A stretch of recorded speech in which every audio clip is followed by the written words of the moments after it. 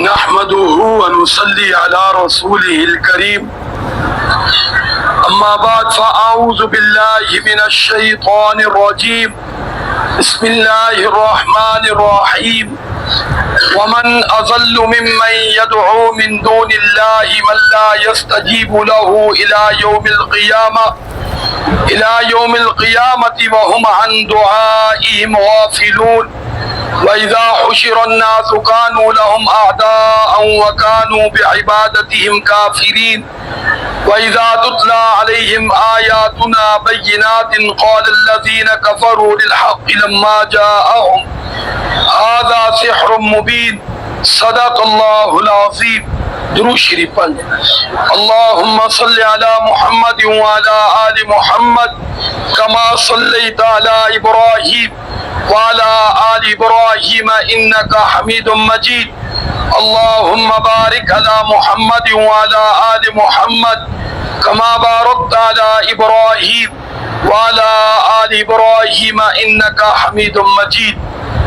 سورۃ الاحقاف 26واں پارہ پہلا رکوع آیت نمبر 5 6 7 تلاوت کی گئی ہے. اس کے اندر اللہ رب العزت نے مشرکوں کے ان معبودوں کی بے بسی ذکر کی ہے جو انہوں نے اللہ کے اپنے طور پر شریک بنائے ہوئے، ان کی بے بسی ذکر کی ہے.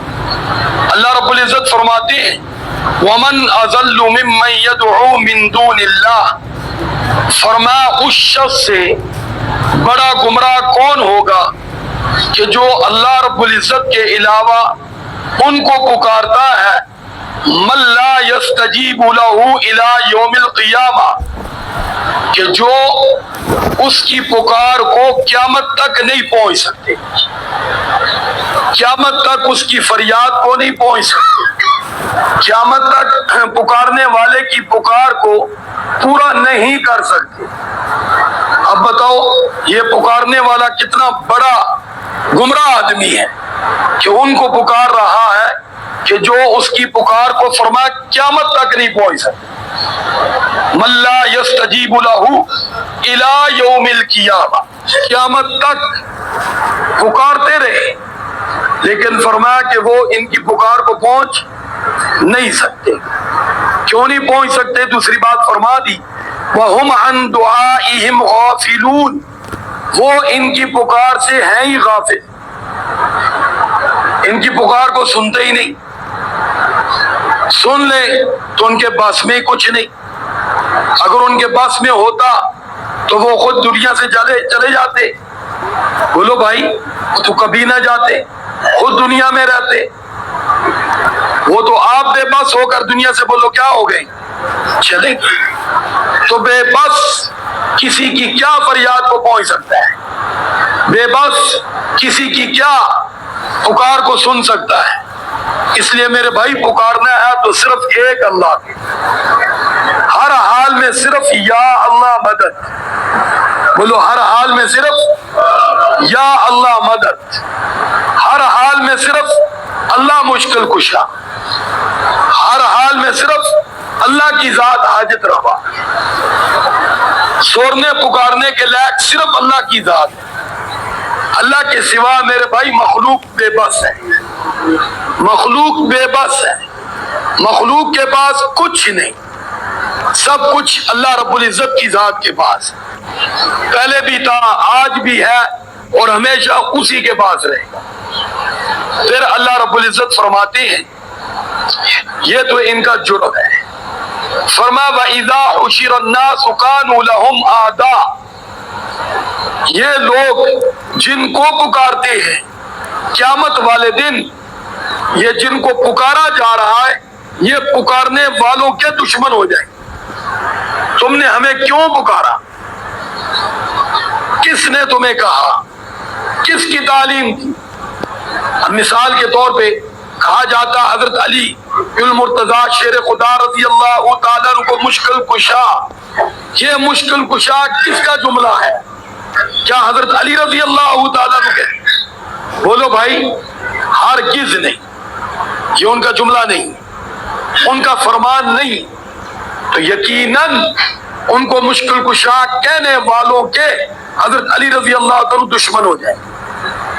دشمن کا مطلب جاؤ تمہارا میرا کوئی تعلق نہیں, کیونکہ ان کا یہ فرمان ہی نہیں. اسی طرح شیخ عبد القادر جیلانی رحمۃ اللہ علیہ دستگیر, یہ کس کا جملہ ہے؟ شیخ عبد القادر جیلانی رحمۃ اللہ علیہ کا. ہرگز نہیں, ہرگز نہیں, ان کا کوئی فرمان نہیں کہ میں دستگیر ہوں, کیونکہ دستگیر اللہ کی صفت ہے. وہ کیسے اللہ کی صفت اپنے میں کہہ سکتے ہیں؟ اسی طرح حضرت علی حجویری رحمۃ اللہ علیہ داتا, کیا انہوں نے فرمایا میں داتا ہوں؟ بولو بھائی, تو پھر یہ کس کا جملہ ہے؟ یہ لوگوں کے منہ کی بات ہے. پیارے آقا صلی اللہ علیہ وسلم نے فرمایا کہ یا رسول اللہ مدد کہا کرو.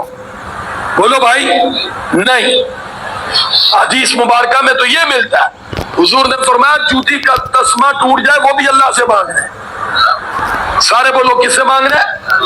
حضور کا تو یہ فرمان ہے, صلاۃ الحاجت پڑھا کرو, نماز پڑھا کرو, وَاسْتَعِينُوا بِالصَّبْرِ وَالصَّلَاةِ, نماز اور صبر کے ذریعے اللہ سے مدد چاہو. قرآن میں اور حدیث میں تو یہ پیغام ہے.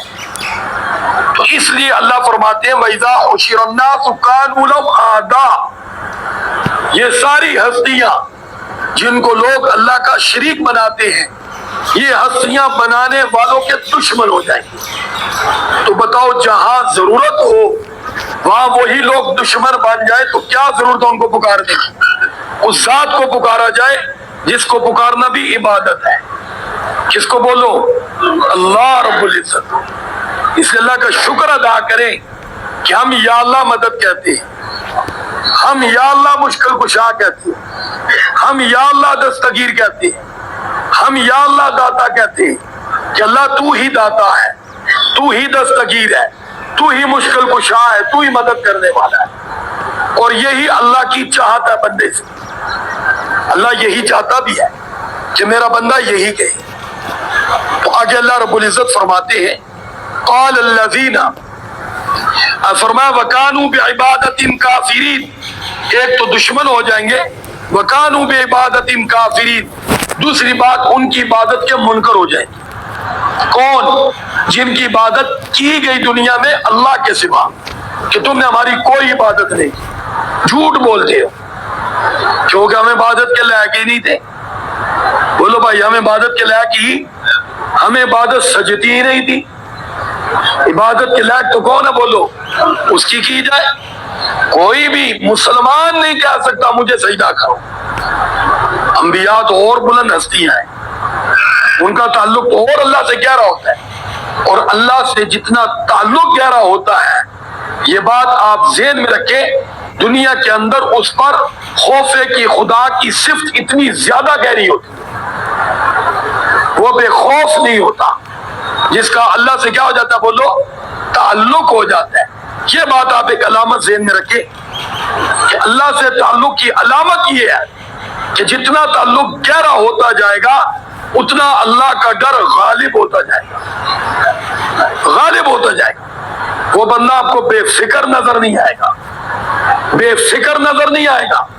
اس کی مثال دیکھیے کہ حضرت امام احمد بن حنبل رحمہ اللہ تعالی, بڑا مقام ہے, تعلق مع اللہ بہت بڑا ہے, لیکن غشی کے وقت بھی جب موت و حیات کی کشمکش کی صورت ہوتی ہے, شیطان آ گیا اور کہنے لگا اے احمد بن حنبل تو میرے شکنجے سے بچ گیا, میرے حملے سے بچ گیا, تو پسلنے سے بچ گیا.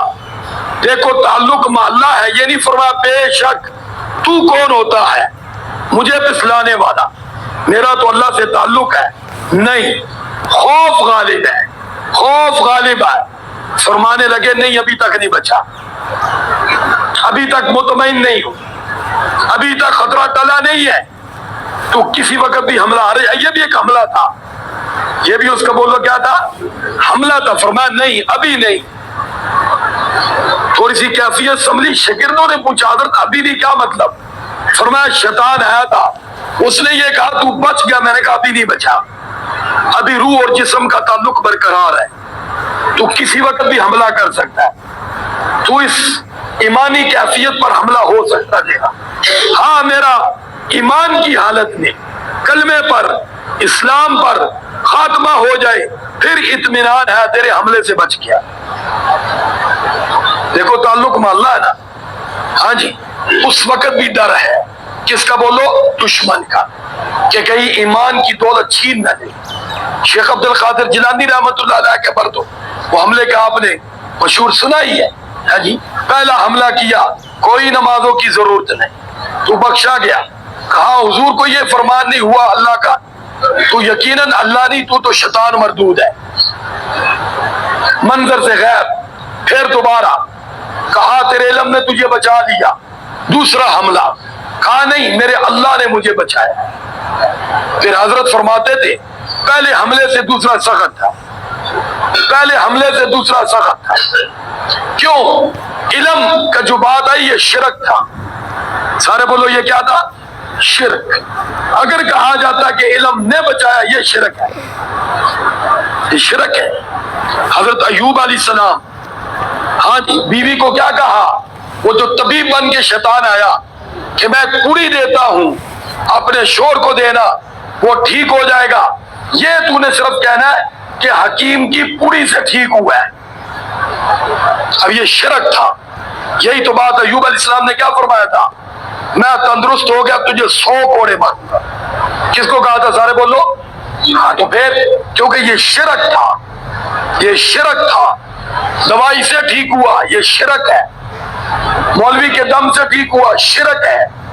اللہ نے کیا ہے. سارے بولو کس نے کیا ہے؟ ہاں یہ بھی آپ ذہن میں رکھیں. بندے سے امید لگانا شرک ہے, اللہ کی ذات سے امید لگانا. کس کی ذات سے بولو؟ کسی مخلوق کو سہارا بنانا شرک ہے. سہارا کس کی ذات کا بولو؟ اللہ کی ذات کا, اللہ کی ذات کا. تو بہرحال اللہ رب العزت فرماتے ہیں وہ ان کی عبادت کے منکر, کوئی تم نے ہماری عبادت نہیں کی, وہ عبادت کے لائق ہی نہیں.